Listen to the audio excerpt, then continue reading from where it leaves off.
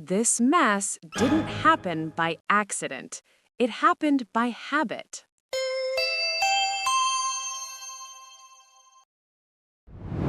Mark worked from home and liked to say he was very organized.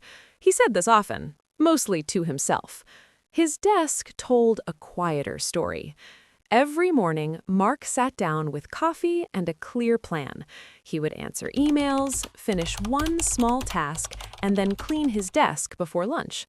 It sounded easy. He even wrote it on a sticky note, "Clean desk." 10 minutes. By noon, the sticky note was still there, but the desk was not cleaner. Papers from last week sat next to today's notes. Empty mugs stayed where they were. Chargers crossed each other like they had given up on order. Mark noticed the mess, but he did not feel worried. "It's fine," he said. It didn't get this way in one day. That was true. The mess had started slowly. One paper stayed because he might need it again. One mug stayed because he was still drinking coffee. Small things like that tend to accumulate, but they do it quietly. Mark did not hear them. In the afternoon, his manager sent a message. There would be a video meeting tomorrow morning. Cameras on. Mark read the message twice. He looked at the desk again. It suddenly felt closer to his face. "No problem," he said. "I'll clean it tonight." He worked until late, moving files on his computer instead of papers on his desk. When he finished, he was tired but proud. He turned off the light and left the room.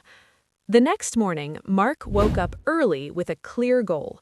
Coffee first, cleaning second. He carried the mug to his desk and froze. The mess looked worse in daylight. Dust showed up, old notes had curled at the edges. The sticky note about cleaning was still there, now under a folder. He checked the time. 30 minutes to the meeting. Mark started fast. Papers went into one pile, then another. He found things he had forgotten, a bill he already paid, a manual for a printer he no longer owned, notes from a project that ended months ago. Each item made him stop for a second. "I should read this," he thought. Seconds became minutes. This is how messes accumulate, Mark realized, not with big mistakes, but with small pauses. His phone buzzed. 10 minutes left. Mark pushed everything into a drawer. It barely closed, but it closed. He wiped the desk with his sleeve and felt relief. The surface was clear. The plan worked. The meeting started. Mark smiled at the screen and listened. He felt calm. For once, his desk matched the story he told about himself.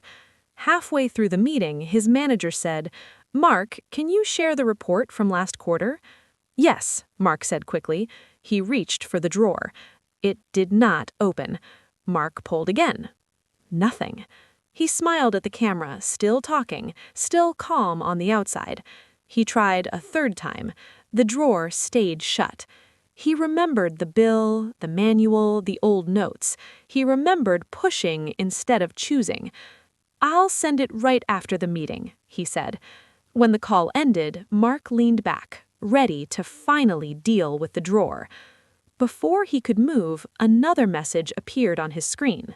"Mark, quick update," his manager wrote. "We loved how calm and prepared you looked today.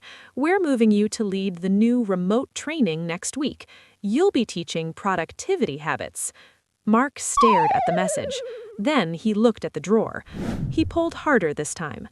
It slid open just enough for papers to spill onto the floor. Old notes, forgotten bills, and useless manuals spread out like evidence. He sat there, silent, understanding the joke a little too clearly. The desk had looked perfect, the screen had shown confidence, but the habits he avoided did not disappear.